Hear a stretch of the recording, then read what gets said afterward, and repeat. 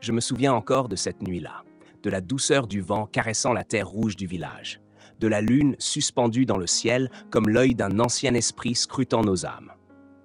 J'avais 22 ans, l'âge où l'on croit encore que le monde est juste, que les liens du sang sont inébranlables. Mais ce soir-là, tout bascula. Je revenais du champ, les mains encore couvertes de la poussière du mil que nous cultivions depuis des générations. En approchant de la case de mon père, j'entendis des voix étouffées. Deux ombres se dessinaient sous la lumière tremblotante de la lampe à pétrole. « Tu ne peux pas lui dire », souffla une voix grave. « Il ne comprendrait pas. » « Il a le droit de savoir », rétorqua une voix que je reconnus immédiatement, celle de ma mère. Je me figeai. Ce ton de supplication. Jamais ma mère, femme d'une dignité farouche, ne s'était exprimée ainsi devant mon oncle, l'aîné de mon père. J'entendis son soupir avant qu'il ne réponde. S'il apprend que son père n'était pas celui qu'il croyait, tout s'effondrera. Mon cœur se serra. Je poussai doucement la porte de la case. Les regards affolés de ma mère et de mon oncle se posèrent sur moi. Que se passe-t-il » demandai-je d'une voix hésitante. Ma mère détourna les yeux. Mon oncle me jaugea un instant, puis lâcha d'un ton tranchant. « Ton père n'est pas ton père, Abdou. Le monde s'effondra sous mes pieds. » Je suis resté figé, incapable de prononcer un mot. Mon cœur battait violemment, tambourinant contre ma poitrine comme le djembé d'un griot annonçant une funeste nouvelle. « Qu'est-ce que tu veux dire » soufflai-je, la gorge sèche. Ma mère serra son pagne entre ses doigts tremblants. Mon oncle détourna le regard, son visage durci par l'ombre de la lampe. « Tu n'es pas le fils de Mustapha, dit-il. Ton vrai père. » Il s'arrêta, comme s'il craignait que prononcer ce nom invoque un malheur. « Dis-le, explosai-je. C'est El Hadji Boubacar. » Je reculai d'un pas. Le nom me frappa comme un coup de fouet. El Hadji Boubacar. Ce n'était pas un homme ordinaire. Il était l'un des plus grands notables du village, un riche propriétaire terrien respecté et craint à la fois. C'est impossible. Je regardais ma mère, cherchant une contradiction, un signe que tout ceci n'était qu'un cauchemar. Mais elle baissa les yeux. Pourquoi me l'avoir caché? Pourquoi m'avoir menti toutes ces années? Ma mère, les larmes aux yeux, répondit d'une voix brisée. Parce que c'était le seul moyen de te protéger. Un silence pesant tomba entre nous. Me protéger de quoi? Je sentais que la vérité n'était qu'un morceau d'un puzzle bien plus vaste et dangereux.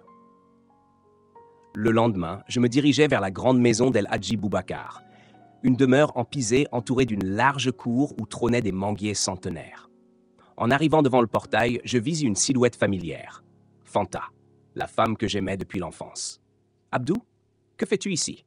Je voulais tout lui dire. Mais en croisant son regard inquiet, un doute s'insinua en moi. « Je dois voir ton père, dis-je finalement. » Son expression changea immédiatement. « Non, tu ne peux pas, murmura-t-elle. » Mon sang se glaça. « Tu savais ?» Elle baissa les yeux. Un sentiment de vertige m'envahit. Depuis combien de temps me cachait-elle la vérité? Avant qu'elle ne puisse répondre, une voix grave retentit derrière nous. Je me demandais quand tu viendrais, Abdou. El Hadji Boubacar se tenait là, imposant dans son grand boubou blanc, son regard perçant scrutant mon âme. « Entre, ajouta-t-il d'un ton calme. Il est temps que tu connaisses toute la vérité. » Je suivis El Hadji Boubacar dans l'immense demeure aux murs de terre battus. L'odeur du bois brûlé se mêlait à celle du café tout bas qu'un domestique préparait dans la cour. Il s'assit sur un large fauteuil en cuir, un vestige du passé colonial, et me désigna un siège en face de lui. « Tu ressembles à ta mère, » dit-il en croisant les doigts. Je restais silencieux. Un feu brûlait en moi, un mélange de rage et de confusion. « Pourquoi ?» demandai-je enfin. « Pourquoi m'avoir abandonné ?» Il poussa un soupir lourd. « Parce que tu n'étais pas censé exister. » Le sol sembla se dérober sous mes pieds. « Ta mère et moi, nous nous sommes aimés dans un monde qui ne tolérait pas notre union. J'étais déjà marié, et mon épouse, elle n'aurait jamais accepté un enfant né d'une autre femme. Alors vous avez choisi de me cacher comme un secret honteux ?» crachai-je. Il me fixa longuement avant de murmurer « Non, Abdou, j'ai voulu te reconnaître, mais c'est ton oncle qui s'y est opposé. » Mon cœur s'arrêta. Mon oncle? Il savait que si je te reconnaissais, tu aurais eu droit à une part de mon héritage, et ça, il ne pouvait pas l'accepter. Je serrai les poings. Depuis toujours, mon oncle avait joué le rôle du patriarche bienveillant. Avait-il manipulé ma mère? Où est mon père? Mustapha, soufflai-je. Boubacar détourna le regard. Il est mort peu après ta naissance, mais pas d'une maladie. Le silence qui suivit fut plus glaçant qu'un vent du désert. Tu insinues que je ne peux pas le prouver, mais tout porte à croire que ton oncle a orchestré sa mort. Je quittais la demeure en tremblant. Si tout cela était vrai, cela signifiait que mon oncle m'avait volé mon héritage et peut-être même tué mon père adoptif. J'allais retrouver ma mère. Elle était assise devant la case, le regard perdu dans l'horizon. « Tu savais » murmurai-je. Elle ferma les yeux, une larme coulant sur sa joue. Je ne voulais pas y croire, Abdou. J'ai préféré me taire pour te protéger. Je reculais d'un pas, dévasté. Toute ma vie avait été un mensonge. Mais je ne pouvais pas rester là, à accepter cette injustice. Mon oncle devait répondre de ses actes. La nuit tomba sur le village, mais mon cœur était en feu. Je me rendis chez mon oncle. Il m'attendait déjà, assis sur un banc sous le grand baobab de la cour. « Tu es allé voir Boubacar » dit-il sans lever les yeux. « Oui », il hocha lentement la tête. « Et maintenant ?»« Maintenant, tu vas me dire la vérité. » Il soupira, puis se leva lentement. « Abdou, je t'ai élevé comme mon propre fils. »« Mensonge !» criai-je. « Tu m'as menti toute ma vie. Tu as volé ce qui me revenait. » Son visage s'assombrit. « Tu ne comprends pas. Si j'avais laissé Boubacar te reconnaître, nous aurions tout perdu. La terre, le respect du village, notre nom. »« Tu as tué mon père, soufflai-je. » Il ne répondit pas. Et dans ce silence, je compris que j'avais raison. Le lendemain, j'allai voir le conseil du village. Les anciens m'écoutèrent en silence. Puis l'un d'eux, un vieil homme aux yeux perçants, prit la parole. « Ton oncle a commis un crime impardonnable. Mais la justice de ce village n'est pas celle des hommes blancs. Tu dois choisir, l'exil ou le pardon. » Je regardais mon oncle. Il n'y avait plus de haine en moi, seulement une immense tristesse. « Il partira, dis-je d'une voix ferme. » Et ainsi, mon oncle fut banni du village. Mais moi, je restais. Non plus comme un fils de l'ombre, mais comme l'héritier légitime d'une histoire brisée que je devais reconstruire. La vie au village reprit son cours. Pourtant, quelque chose en moi restait brisé. Le bannissement de mon oncle n'avait pas effacé la douleur ni la trahison. J'avais retrouvé mon héritage, mais à quel prix? C'est alors qu'un matin, alors que je marchais vers le champ, Fanta me rejoignit, le visage fermé. « Abdou, murmura-t-elle, il faut que tu saches quelque chose. » Un frisson me parcourut. « Qu'y a-t-il » Elle hésita, puis lâcha. « Ton oncle n'a pas quitté le village. Il est caché chez El Hadji Boubacar. » Je sentis mon souffle se bloquer. Impossible, il a été banni. Et pourtant, il est toujours là. Et ce n'est pas tout. Il prépare quelque chose. Mon cœur s'accéléra. Et si son bannissement n'avait été qu'une mise en scène? L'ultime confrontation. Cette nuit-là, je me rendis en secret chez El Hadji Boubacar. La maison était silencieuse, plongée dans une obscurité inquiétante. J'avançais lentement dans la cour, évitant de faire craquer les branches sous mes pas. C'est alors que j'entendis des voix, étouffées par les murs en terre battue. « Il ne devait pas découvrir la vérité aussi vite », grogna mon oncle. « Peu importe », répondit Boubacar. « Il est jeune et fougueux. Bientôt, il fera une erreur, et nous reprendrons ce qui nous revient. » Un frisson me parcourut.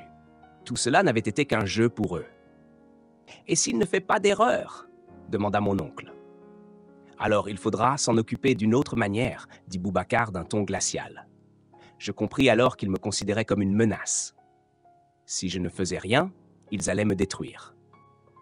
Le lendemain, je rassemblai les anciens du village. Je leur racontais tout.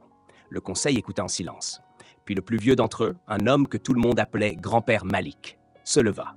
« Et nous avons banni un homme qui n'a jamais eu l'intention de partir, dit-il. La justice doit être rendue. » Cette fois, il n'y avait plus de pitié. Le soir même, Boubacar et mon oncle furent conduits sur la place du village. « Vous avez menti, trahi et conspiré contre votre propre sang, » déclara grand-père Malik. Les visages autour de nous étaient graves. Mon oncle me fixa, une lueur de défi dans les yeux. « Tu crois que tu as gagné, Abdou? Tu n'es qu'un enfant jouant au chef. Mais le pouvoir est une flamme, et tôt ou tard, elle te brûlera. » J'avalai ma salive. Peut-être avait-il raison. Mais moi au moins, je n'avais pas peur de la vérité. Le conseil prit sa décision. Boubacar et mon oncle furent condamnés à l'exil définitif. Cette fois, ils partirent pour de bon. Les mois passèrent. Peu à peu, je me reconstruisis. J'appris à gérer les terres que mon père m'avait laissées. Et un jour, sous l'ombre du grand baobab, Fanta s'approcha de moi.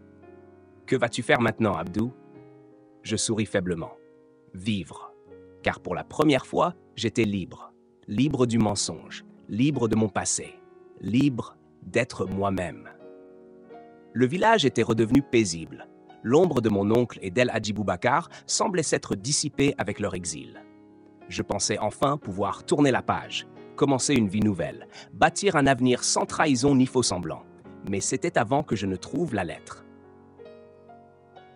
Une encre empoisonnée. Ce matin-là, alors que je balayais la case de mon oncle, mon pied heurta une pierre creuse. Intrigué, je la soulevai et découvris un papier jauni soigneusement plié. Mon cœur s'accéléra. Abdou, si tu lis cette lettre, c'est que je ne suis plus là. Peu importe ce que tu penses de moi, sache que tout ce que j'ai fait n'était pas par haine, mais par nécessité. Il y a encore une chose que tu ignores, et cette vérité pourrait être la seule qui compte vraiment.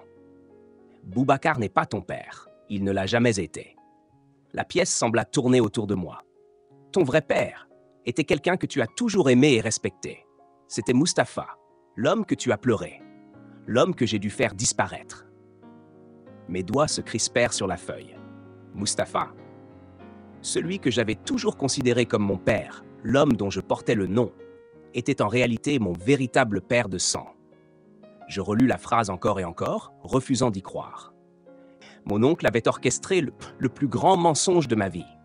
Il avait fait croire à tout le monde, y compris à ma mère, que j'étais le fils illégitime d'El Hadji Boubacar.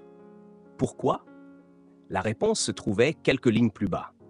En faisant croire que tu étais le fils de Boubacar, je protégeais l'honneur de la famille. Mais aussi, je m'assurais que tu ne réclames jamais l'héritage de ton père. Si tu avais su la vérité, tu aurais eu droit à toutes ces terres. Et je n'aurais jamais pu les contrôler. Mustapha n'a jamais été un homme faible. Il savait, il a compris mon jeu. Il était prêt à tout révéler. Alors, j'ai dû agir. Ce crime me hantera jusqu'à la fin de mes jours. Mais sache ceci, tout ce que j'ai pris, tu peux le reprendre. Tu es le seul héritier légitime. Ma gorge se noua. Mustapha avait voulu me protéger et mon oncle l'avait assassiné pour m'éloigner de la vérité. Le soir même, je me rendis sur la tombe de Mustapha. Je m'agenouillai, la lettre encore serrée dans mes mains tremblantes. « Pardonne-moi, murmurai-je. Je t'ai oublié. J'ai cru au mensonge. » Le vent souffla doucement comme une réponse muette. J'avais passé des mois à chercher mon identité, croyant que mon sang appartenait à un autre homme. Mais j'étais déjà celui que je devais être. Je n'avais jamais eu besoin de la reconnaissance d'El Hadji Boubacar.